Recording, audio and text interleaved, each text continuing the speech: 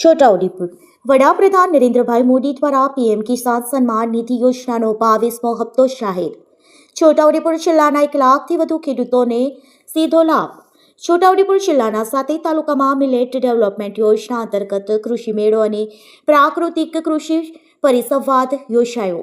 વડાપ્રધાન નરેન્દ્રભાઈ મોદીના વરદ હસ્તે આજે વર્ચ્યુઅલ માધ્યમથી પીએમ કિસાન સન્માન નિધિ યોજના અંતર્ગત 22મા હપ્તાની રકમનું ડીબીટી ડાયરેક્ટ બેનિફિટ ટ્રાન્સફર દ્વારા વિતરણ કરવામાં આવ્યું હતું.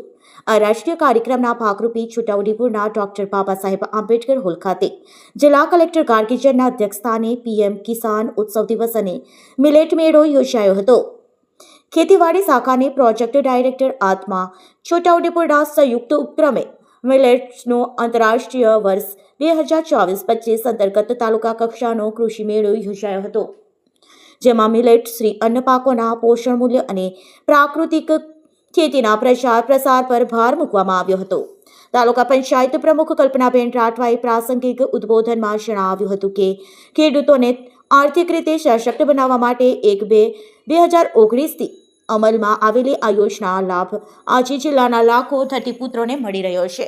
તેઓએ ખેડૂતોને વિસરતા જતા શ્રી અન્ન મિલેટ્સ વાવવા અને તેઓના આહારમાં ઉપયોગ કરવા અનુરોધ કર્યો હતો. સાથે જ જમીનની ફળદ્રુપતા જાળવવા રાસાયણિક ખેતી છોડી પ્રાકૃતિક ખેતી અપનાવવા હાકલ કરવામાં આવી હતી. આ પ્રસંગે આસામની વડાપ્રધાન નરેન્દ્રભાઈ મોદીથી અને ગાંધીનગરના મુખ્યમંત્રી ભૂપેન્દ્રભાઈ પટેલના અધ્યક્ષસ્થાને યોજાયેલા રાજ્યકક્ષાનું કાર્યક્રમનું જીવંત પ્રસારણ ઉપસ્થિત ખેડૂતોએ નિહાળ્યું હતું.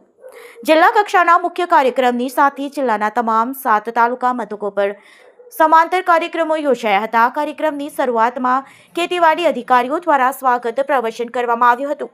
આ કાર્યક્રમમાં કલેક્ટર ગાર્ગીજન, જિલ્લા વિકાસ અધિકારી સચિન કુમાર, સ્થાનિક અધિકારીઓ અને મોટી સંખ્યામાં પ્રગતિશીલ ખેડૂતો ઉપસ્થિત રહ્યા હતા. રિપોર્ટર મોહસિન સુરતી, છોટાઉદેપુર.